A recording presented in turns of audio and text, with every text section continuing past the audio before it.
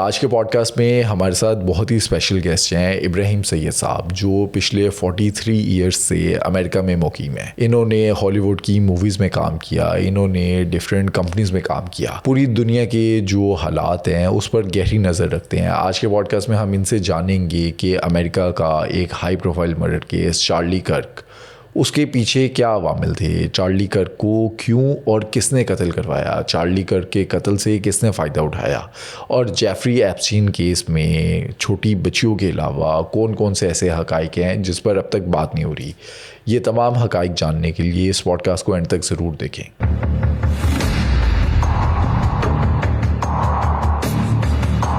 ابراہیم صاحب، 10 سپٹمبر 2025 کے دن امریکہ میں ایک ہائی پروفائل مرڈر ہوتا ہے چارلی کرک کا۔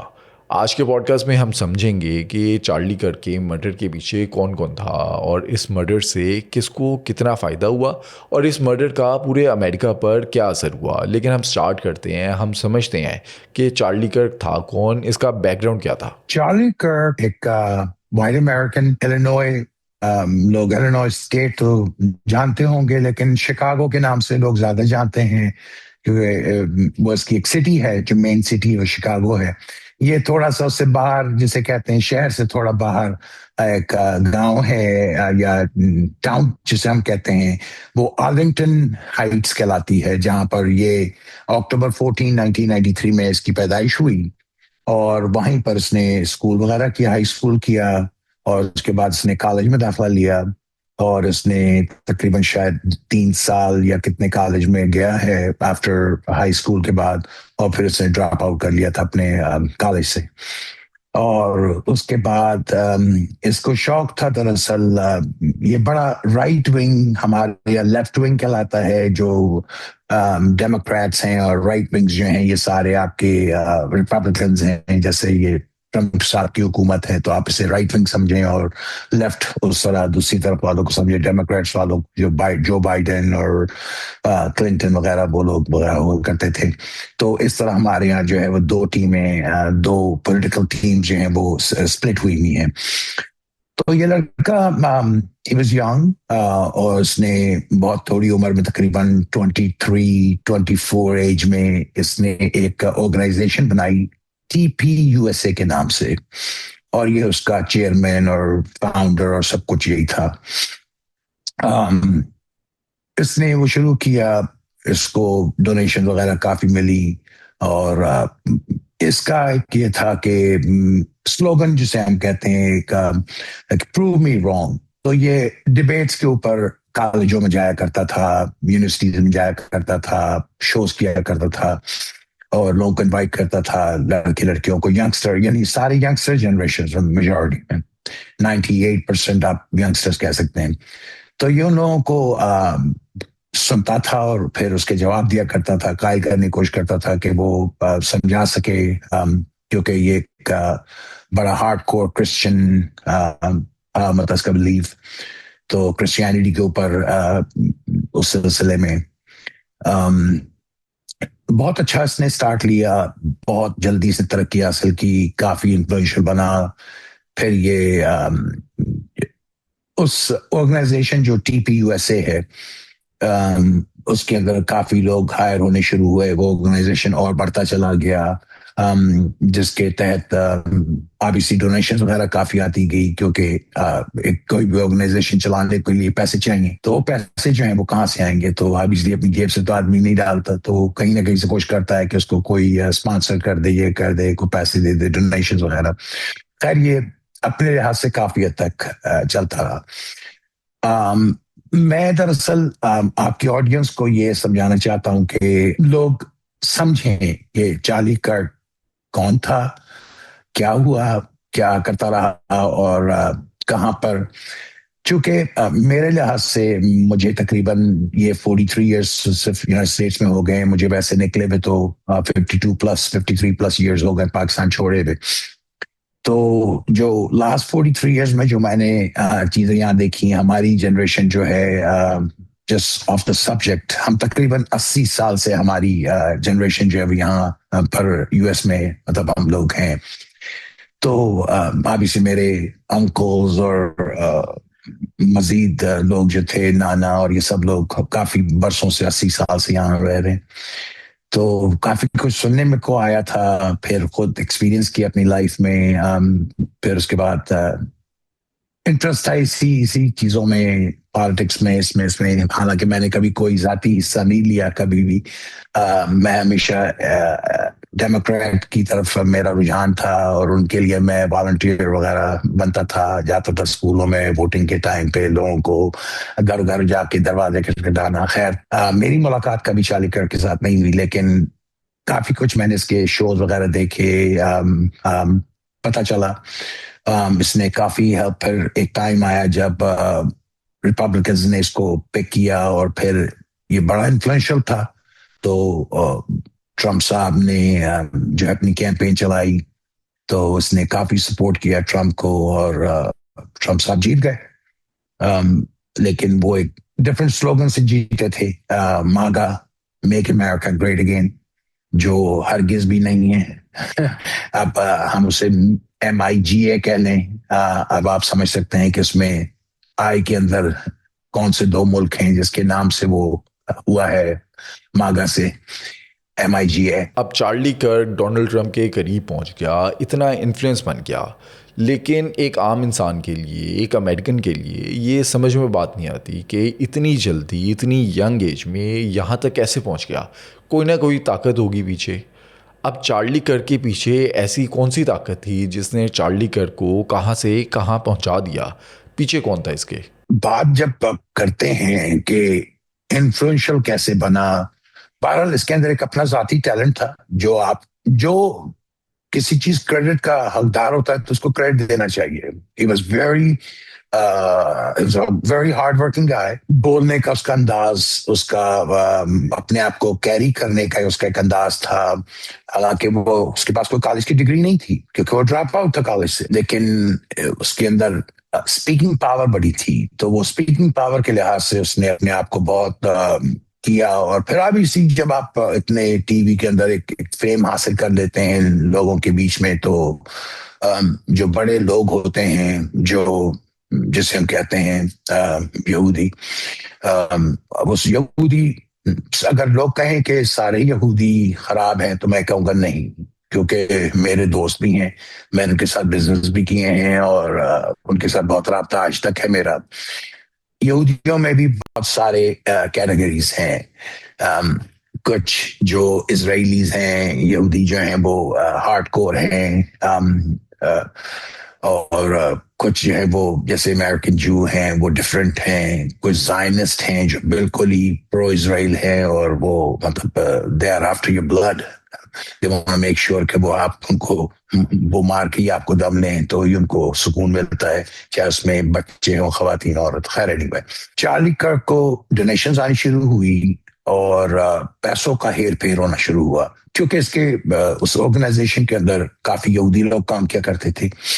اور آپ کے سوال جیسے آپ نے کیا کہ اس کو کیسے یہاں تک پہنچا, تو obviously بیکنگ جو تھی وہ زائنسٹ کی تھی جو پرو اسرائیلیز ہیں. ایک طرح سے اس کا برین واش ہوا کسی ایک ایج میں, کیونکہ ہمیشہ سے ہم مسلمانوں کے خلاف اس ملک میں یہاں یا انگلینڈ کے بارے میں بتا سکتا ہوں آپ کو. امریکہ میں جب سے میں آیا ہوں میں نے یہ دیکھا ہے کہ ہم لوگ ہمیشہ ایک تھرڈ کلاس سٹیزن کی طرح, چاہے ہمیں 100 سال سے بھی اوپر ہو جائے تو ہم لوگ ہمیشہ کنسیڈر ہوں گے. پھر نمبر 2, مسلمان ایک ان کا, چاہے وہ یہاں کا عام گورا ہو, کالا ہو, اسپینش ہو, کوئی بھی ہو, بس ان کو برین واش کر دیا گیا کہ بھئی یہ لوگ جو ہیں وہ صحیح لوگ نہیں ہیں. ہم لوگوں کو ہمیشہ بری نظر سے دیکھا جاتا ہے, ہماری وہ عزت نہیں ہے, ہم کتنے پڑھ لکھ لیں, کس قابل ہو جائیں, اچھی پوزیشنز لے لیں, لیکن پھر بھی ہم ایک تھرڈ کلاس سٹیزن ہیں. اب میں نہیں کہہ سکتا کہ جو بائی برتھ یہاں کے لوگ ہیں ان کی کیا پوزیشنز ہیں. وہ اپنے آپ کو, ان کی فیلنگز, ان کی تھنکنگز, ان کی ساری چیزیں بہت ڈفرینٹ ہیں. وہ اپنے آپ کو پاکستانیوں میں شمار بھی نہیں کرنا چاہتے ہیں. وہ کہتے ہیں کہ بھائی we are Americans, we don't know anything about Pakistan. تو اس کو پھر جب ٹرمپ صاحب مطلب ریپبلکن پارٹی میں جب اس کو مطلب انوائٹ کیا, तो आरबीसी का वर्क एथिक देखा, इसको देखा कि लोग इसको सुनते हैं, मानते हैं, और फिर आरबीसी डोनेशंस काफी इसको मिली, जिससे इसने मतलब अपने आप को फर्दर लेके चलता रहा। और फिर उस हद तक ये ट्रम्प साहब को जो है वो जितवा भी दिया उन्होंने, लेकिन इसके पीछे जो है वो आरबीसी यहूदियों का पैसा था। अब सितंबर 2025 में चार्ली कर्क का कत्ल हो जाता है। इससे पीछे अगर हम 2-2.5 साल पहले जाएं, दुनिया के हालात देखें, इसराइल ने फ़लस्तीन में जो बर्बरियत की, हमास के साथ जो एक जंग स्टार्ट हो गई, उसके बाद हम देखते हैं डोनाल्ड ट्रंप का आ जाना, ईरान इसराइल जंग का स्टार्ट होना, उस जंग में डोनाल्ड ट्रंप का कूद जाना, डोनाल्ड ट्रंप का ईरान पर हमला करना, उसके बाद एक नया हम देखते हैं सितंबर के महीने में कि गज़ा पीस प्लान सामने आता है, और उसी महीने में चार्ली कर्क का मारे जाना। तो ये डॉट्स कहाँ से मिलते हैं? अगर मैं इसको स्टेप बाय स्टेप बताऊं, ट्रम्प के करीब होना या ये सारी चीजें वो को बड़ी बात नहीं है। वो 1 मिनट में आपसे खुश भी हो सकते हैं और 1 मिनट में आपको फेंक भी सकते हैं। जहां तक रहा सवाल के मैंने जैसे कहा कि ये ब्रेन वॉश चाल था और काफी हद तक हमेशा प्रो इजराइल रहा। फिर तकरीबन कुछ साल से इसके दूसरे लोगों से भी मुलाकात हुई, कुछ मुसलमानों से मुलाकात हुई, कुछ दूसरे क्योंकि एक प्रो जायनिस्ट जो बिल्कुल कट्टर यहूदियों की तरफ उसका वो होना, और गजा में जो कुछ आपने देखा, जो कुछ हुआ, बेहद अफसोस।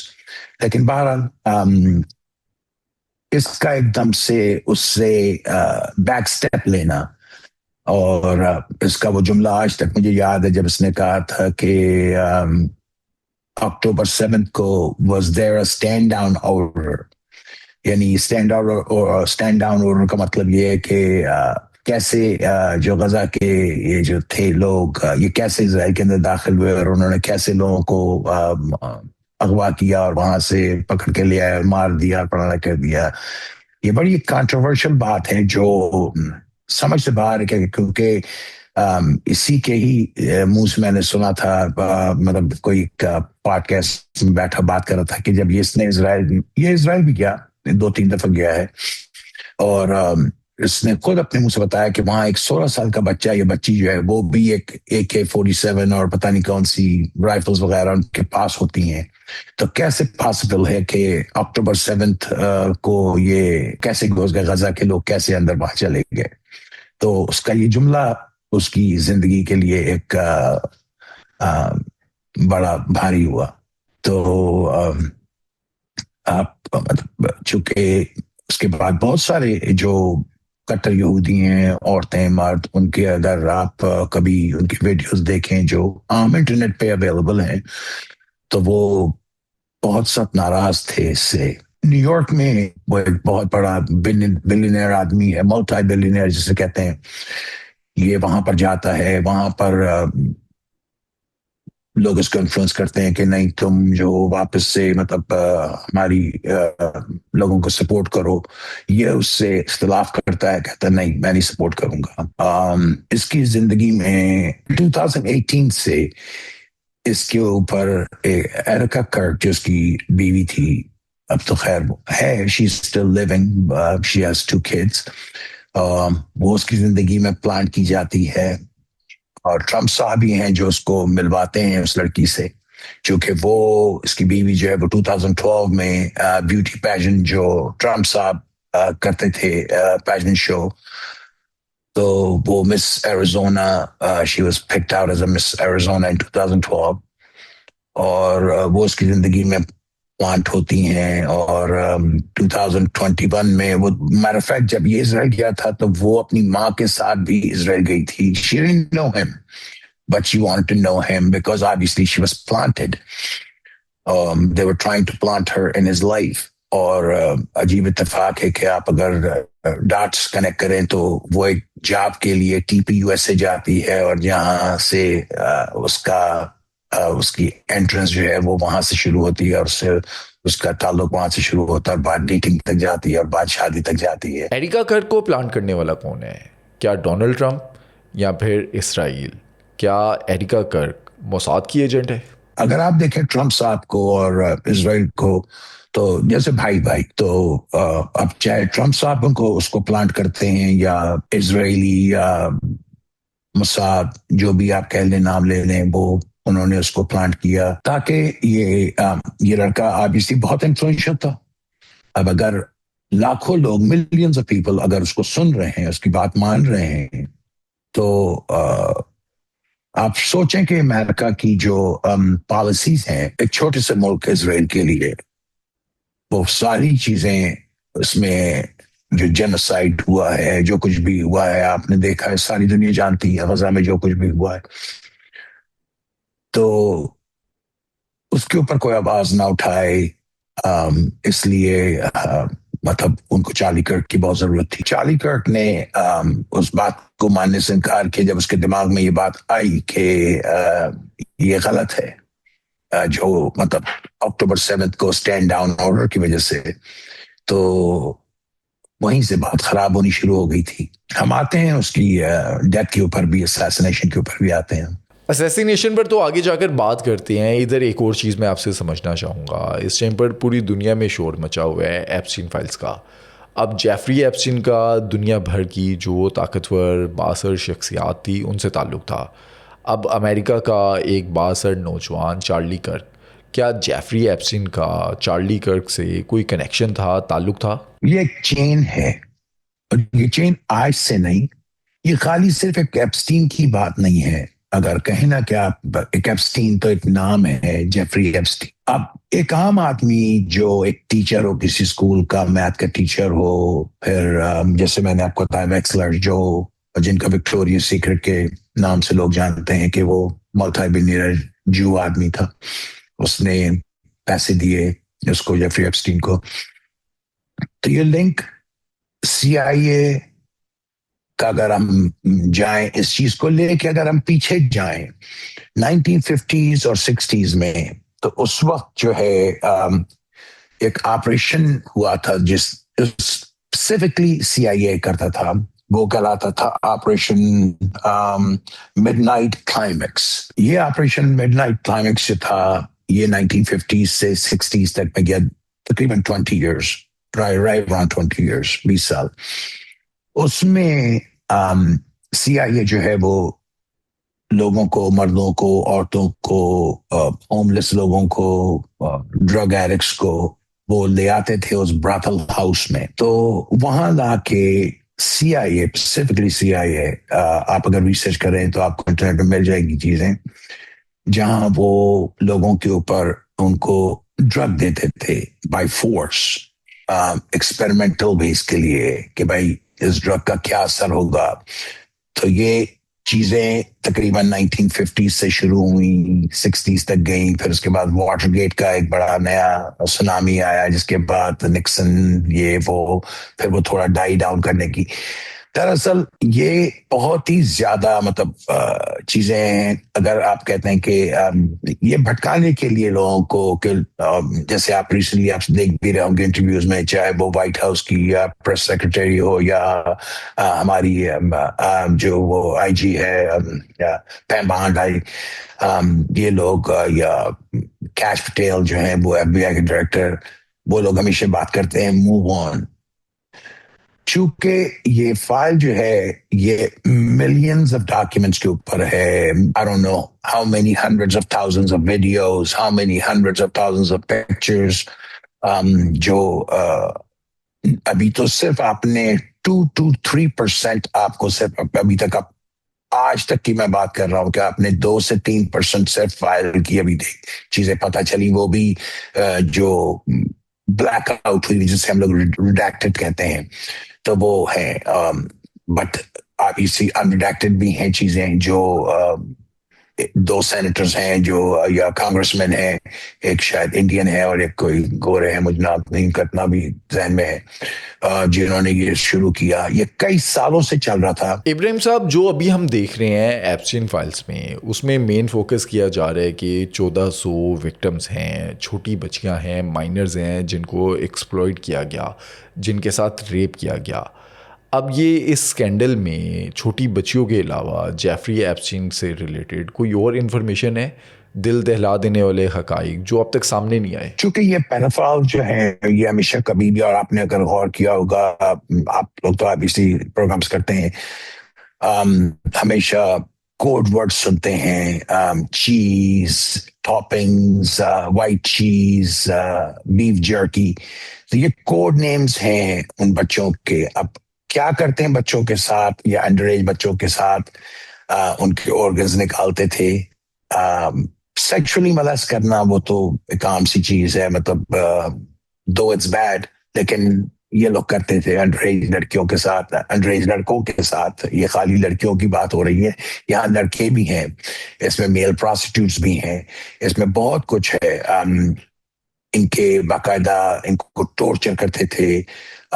کتنے لوگ مرے ہوئے ہیں، کتنے وہاں کے آئی لینڈ کے اندر وہاں پر کتنے بری ہوئے ہوئے ہیں. کوئی آواز اٹھاتا تھا، کوئی چیختا تھا تو وہ دوسرے دن ختم، اس کا نام و نشان ختم ہو جاتا تھا. میرے پاس اتنی ویڈیوز ہیں، میں پتہ مجھے ہے کہ جو لوگ بھی لڑکیاں وغیرہ جن کی ویڈیو میں نے دیکھی ہے انہوں نے شور کیا کہ دے آر ایٹنگ ہیومنس. تو اب میں آپ کو بتاؤں، میں 1986 میں ساؤتھ کوریا گیا، سول. میرا بھائی اسنائپر یو ایس آرمی میں تھا اور وہ اسٹیشن تھا وہاں پر، تو میں اسے ملنے کے لیے گیا. تو ہم لوگ ایک ریسٹورینٹ میں گئے. تو میرا اس سے پہلے کبھی کوئی ایسا ایکسپیرینس نہیں تھا، مطلب کہ میں نے لوگوں کو لائیو منکی کو ایک باکس میں بٹھا کر، اور وہ ایک لکڑی کا ڈبہ ہوتا تھا اور وہ ہاتھ سے چلاتے تھے، اور اس کی کھوپڑی جو ہے، جہاں یہ سر جو ہے آپ کا یہاں تک وہ اس کی کھوپڑی آئی تھی باہر، اور اس کو پھر وہ زندہ بندر کو جو ہے وہ کھوپڑی توڑ کے اس کی اور نکال کے اور پھر وہ اس کا برین کھاتے تھے. مطلب وہ ایک obviously میرے لیے تو ایک بڑی عجیب سی چیز تھی. لیکن بہرحال تو میں نے جب دیکھا کہ یہ لوگ یہ بھی کرتے ہیں، تو جب یہ پتہ چلا، اور پھر اس ایپسٹین کے اندر جو ساری چیزیں، ابھی تو آپ نے اور کچھ بہت کچھ سننا ہے اور بہت کچھ دیکھنا ابھی تو ہے، کہ خالی بچوں کے ساتھ، یہ انڈر ایج لڑکیوں کے ساتھ خالی صرف بات سیکس کی نہیں تھی، بات ان کے آرگنز نکالنے کی تھی. بات اس میں اب آپ یہ دیکھیں کلوننگ کے لیے ان کی، جیسے آپ نے دیکھا ہوگا کہ ان لوگوں نے کلون کیے ہیں چیزیں جانوروں میں، پھر انسانوں میں منع ہو گئی تھی، لیکن پھر بھی ڈھکے چھپے ہو رہی تھی چیزیں، چاہے وہ اٹلی میں ہو رہی تھی یا جیفری ایپسٹین کرانے کی کوشش کر رہا تھا بل گیٹس کے ساتھ مل کے. تو ان کے بہت ساری ایسی چیزیں تھیں جو ان لوگوں نے کی ہیں، بہت بہت خطرناک چیزیں. صرف ایک خالی انڈر ایج کے ساتھ، مائنر کے ساتھ سیکس کرنا نہیں یا ان کو مار دینا نہیں، اس سے زیادہ ٹورچر، جو یعنی انسان کا فلیش کھانا، زندہ انسان کا فلیش کھانا، زندہ انسان کے بچے کے آرگنز اس کے نکال کے اس کو کھانا. اگر آپ جیفری ایپسٹین کو، پہلے تو آپ کو سمجھنا پڑے گا جیفری ایپسٹین ہے کیا، مطلب چیز کیا ہے. میں تھا نہیں کہوں گا، اس لیے کہ we will always leave a doubt. No one has seen his funeral. So جس بتایا گیا کہ he hung himself, he committed suicide. بس بات وہاں تک ہوئی ہے، لیکن کسی نے اس کا فیونرل آج تک نہ کبھی دیکھا، نہ کسی کو کبھی پتہ چلا. تو maybe he's alive, maybe he's somewhere in Israel, maybe he's in Saudi Arabia, maybe he is somewhere hidden. We don't know. لیکن یہ ایک عجیب دماغ کا انسان تھا. یہ جس دماغ کا تھا، یہ جس کو بھی اپنے ساتھ، یہ اچھا، یہ جو منارکیز میں بھی اس کی تھی رسائی، اور ایہود براک جو اسرائیل کا پرائم منسٹر تھا اس کے ساتھ بھی ملنا تھا، اور غلاف کعبہ جو ہے وہ اس کے آئی لینڈ تک پہنچایا گیا. وہ بہت بڑا پیس ہے جو اس نے رگ بنایا ہوا ہے، they walk on it. وہ اس کے اوپر چلتے ہیں، وہ گھر کے مطلب اندر جو ہے وہ انٹرنس کے اوپر ہی رکھا ہوا ہے. وہ بہت بڑا پیس ہے، جیسے کارپیٹ ہوتا ہے ہم لوگ رکھتے ہیں عموماً گھر کے اوپر، تو وہ اس کے اوپر جو ہم لوگوں کے لیے بڑی مقدس چیز ہے، وہ ان کے لیے ایک سکننگ چیز ہے. وہ اس چیز کو، وہ مطلب مجھے نہیں پتا کہ وہ ہمارے ریلیجن کو، مسلمان ریلیجن کو ڈیگریڈ کرنا چاہتے تھے یہ کیا، لیکن یہ عادت تھی. یہ جس مائنڈ کا بھی تھا، یہ کنٹرول چاہتا تھا پورے ورلڈ میں. جس طرح کی اس کی سوچ تھی، یہ لوگوں کو ملتا تھا اور یہ اس کو اپنے شیشے میں اتارنا چاہتا تھا ہر ایک کو. اس کی یہی کوشش رہی ہمیشہ. ابراہیم صاحب اب جیفری ایپسٹین کلوننگ پر کام کر رہا تھا, تو کیا کوئی ایسی پاسبلٹی ہو سکتی ہے کہ یہ جیفری ایپسٹین نے اپنا کلون تیار کروایا ہو اور 10 اگست 2019 کے دن اس سیل میں جیفری ایپسٹین کا کلون جو ہے وہ مارا گیا ہو, اور آج کے دن بھی جیفری ایپسٹین زندہ ہو, کسی جزیرے پر ہو اور یہ تمام چیزیں دیکھ رہا ہو کہ اس کے بارے میں کون کیا کہہ رہا ہے؟ اسی لیے میں نے آپ سے کہا نا کہ میں کوئی بات ایسی نہیں کروں گا کہ جو آپ کے سننے والے جو ہیں, آپ کے شو دیکھنے والے ہیں, نیل آن دا ڈور وہ والی بات ہے کہ جو جس بات کا پتہ نہیں اس کو کرنا بھی نہیں چاہیے. Quite possibility کہ he may be still alive, he may be living somewhere and he may be laughing just watching a video. وہ دیکھ کر ہنس رہا ہوں. کیونکہ اگر آپ دیکھیں اسٹیٹ آف نیو یارک جو ڈپارٹمنٹ تھا جس کے یہ فیڈرل اس میں تھا, تو ان کی رپورٹ کی ڈیٹ جو ہے وہ دراصل 9 اگست کی ہے, August 9th 2019 if I'm not mistaken. اور ڈیتھ اس کی ہوتی ہے جو دکھائی گئی ہے وہ August 10th کی ہے. تو کیسے پاسبل ہے کہ 9 تاریخ کو انہوں نے آلریڈی ایک چیز جاری کر دی ڈیٹڈ؟ یہ کوئی ایرر نہیں ہے, یہ کوئی غلطی نہیں ہے. آپ اتنی بڑی چیز کو ایک پیرافائل جو ایک دنیا کے اندر کرائم کرتا پھر رہا ہے, آپ نے اس کو جو ہے وہ غلطی کر دی, ڈیٹ غلط ڈال کے. نہیں, یہ چیزیں بڑی پری پلان تھیں. اس میں CIA کا بہت بڑا رول ہے جو اس کو وہاں سے نکال کے گئے ہیں, اور جو وہاں کا جو تھا جس نے جو وسل بلوور تھا جس نے بتایا وہ اس کی دوسرے موت ہو جاتی ہے. تو یہ کوانسیڈنس تو نہیں ہے نا ساری چیزیں. ابراہیم صاحب انشاءاللہ جیفری ایپسٹین پہ ہم کسی اگلے پوڈ کاسٹ میں بات کریں گے جب لیٹسٹ فائلز ہمارے سامنے آئیں گی, لیٹسٹ انفارمیشن آئے گی. ہم واپس آتے ہیں چارلی کرک کی اسیسینیشن پر.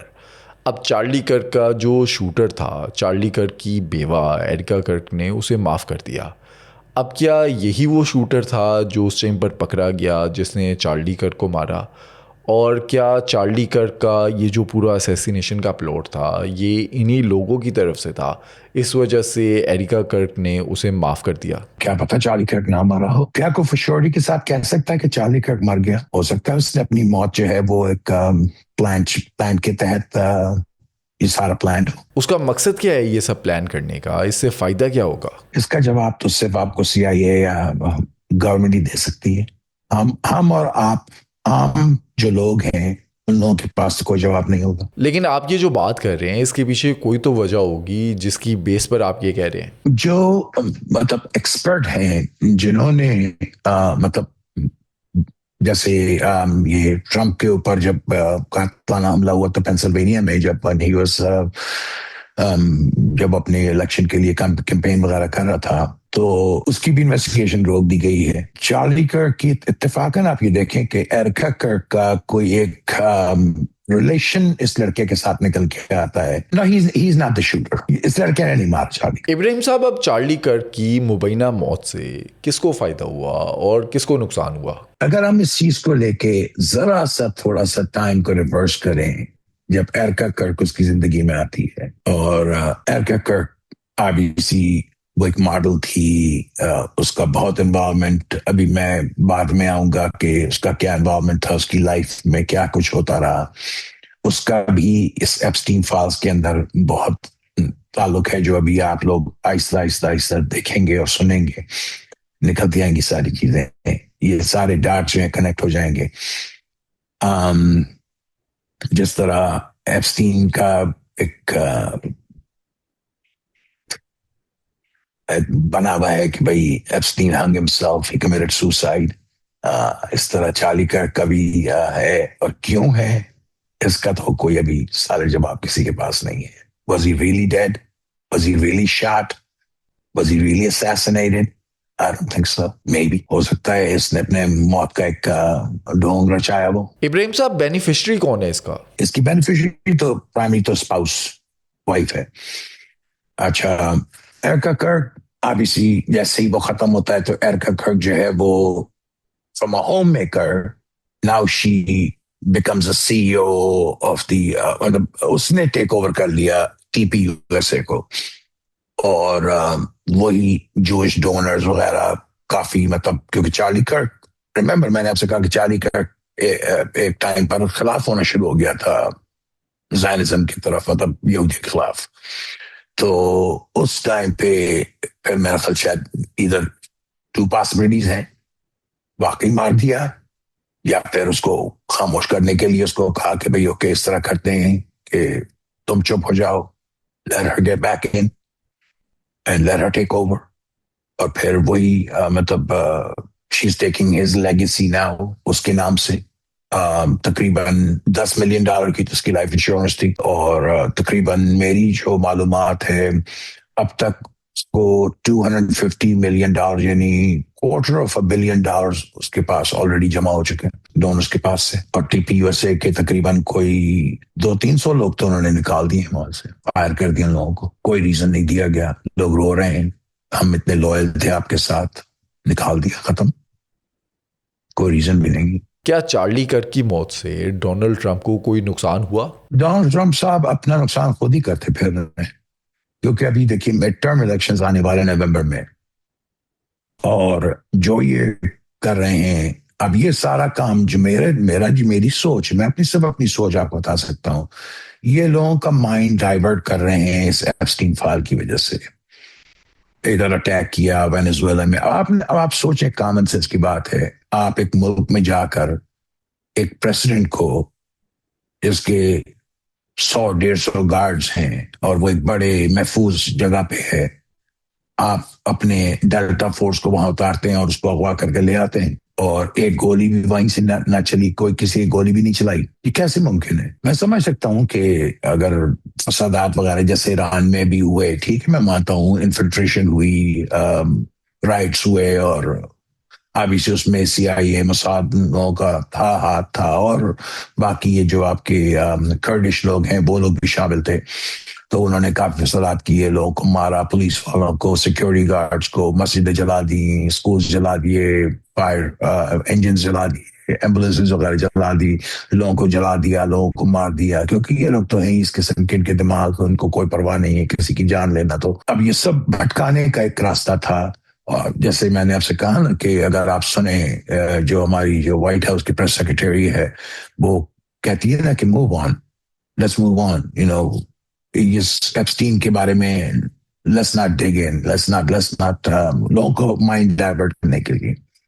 اور میں نے آپ سے شاید جب میری آپ سے لاسٹ ٹائم بات ہوئی تھی، میں نے آپ سے کہا تھا کہ یہ ایپسٹین فائل اس طرح ڈائی ڈاؤن نہیں ہوگی، یہ ابھی اور بڑھتی رہے گی. پوری دنیا میں اس ٹائم پہ زلزلہ آیا ہوا ہے، پورا یورپ ہل گیا، ایسٹ یورپ ہل گیا، مڈل ایسٹ ہل گیا. آپ سوچیں کہ لوگ ریزائن کر رہے ہیں جناب، اپنی پوزیشنز چھوڑ رہے ہیں، تو اس کی کیا وجہ ہے؟ کوئی بھی چیز کو ڈیفینیٹو ٹائپ میں نہیں کہوں گا کہ ہاں بھائی ایسا ہوا تھا تو ایسا ہو گیا، نہیں، ہرگز نہیں. میں آپ لوگوں کے لیے یہ ایک ڈاؤٹ چھوڑ کے مطلب اس شو کو ہم ریپ اپ کر لیتے ہیں کہ میرا نہیں خیال کہ ایپسٹین از ڈیڈ، میرا نہیں خیال کہ چارلی کرک از ڈیڈ. ابراہیم صاحب، آج کے پوڈ کاسٹ میں تو ہم نے چارلی کرک پر بات کی، لیکن میں چاہتا ہوں کہ انشاءاللہ ہم یہ سلسلہ جاری رکھیں اور پوری ایک سیریز ہم بنائیں جس کے اندر ہم جیو پولیٹیکل حالات پر بھی بات کریں اور انٹرنیشنل کرائم سٹوریز کو بھی اپنی آڈینس کو بتائیں. ہم بتائیں کہ دنیا بھر میں جو ویئرڈ کیسز ہیں، جو سائیکوپیتھ ہیں، جو سیریل کلر ہیں، اور جو دنیا بھر کی انٹیلیجنس ایجنسیز ہیں، ان کے ایسے مشن جو سامنے نہیں آتے عام طور پر، انشاءاللہ اپنی آڈینس کے سامنے ہم وہ رکھیں. 50s اور 60s میں چلے جائیں. میں نے آپ کو ابھی اس کا نام بتا دیا، اس کا آپریشن مڈ نائٹ کلائمیکس سی آئی آپریٹ کرتی تھی 50s اور 60s میں. That wasn't a little thing. لوگوں کو آپ لا رہے ہیں، لوور کر کے لا رہے ہیں اس براتل ہاؤس میں، اور آپ ان کو زبردستی ڈرگز دے رہے ہیں، مطلب آپ ان کو فورس کر رہے ہیں ڈرگز لینے کے لیے. ایک آپ وہ کرنے کے لیے ایکسپیریمنٹل کہ اس ڈرگ کا کیا اثر ہوگا کسی کے اوپر. تو یہ سی آئی اے 1960 50s اور 60s میں کیا کر رہی تھی. تو یہ بہت ڈیپ چیزیں ہیں. دراصل یہ ایک چھوٹے سے پوڈ کاسٹ میں 10-15-20 منٹ کے پوڈ کاسٹ میں ساری چیزیں نہیں ہو سکتی پوری، کیونکہ اس کو سمجھنا اور سمجھانا بہت باریکیوں میں جانا پڑے گا اور بہت ساری چیز سمجھنی پڑے گی. ہم نے سرسری ایک چارلی کرک کی بتا دی آپ کو بات, ایرکا کرک کی بتا دی. اب ہم ایرکا کرک کے اوپر اگر ہم بات کریں گے تو وہ اتنا ڈیپ ہے کہ اس کو بھی سمجھنے میں بہت ٹائم چاہیے. اور پھر ابھی مزید بہت ساری چیزیں ہیں جس کے اوپر انشاءاللہ ہم ضرور آپ کے ساتھ بیٹھ کے بات کریں گے اور بتائیں گے لوگوں کو. ہم اپنی آڈینس پر چھوڑتے ہیں کہ اگلا پوڈ کاسٹ وہ کس ٹاپک پر دیکھنا چاہتے ہیں. جو کامنٹ سیکشن میں سب سے زیادہ کامنٹس آئیں گے اگلا پوڈ کاسٹ انشاءاللہ ہم وہ کریں گے. انشاءاللہ تعالیٰ ضرور. میں بالکل ریڈی ہوں. جو بھی میں تو بلکہ اپنا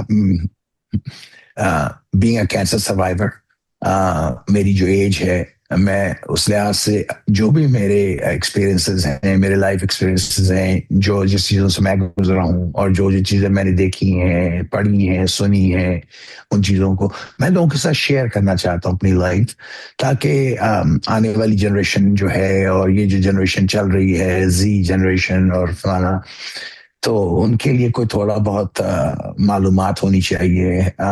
لائف اتنی آسان نہیں ہوتی ہے. ایک دن انسان 65 کا نہیں ہو جاتا, تو 65 ایئرس کو میں شیئر کرنا چاہتا ہوں لوگوں کے ساتھ.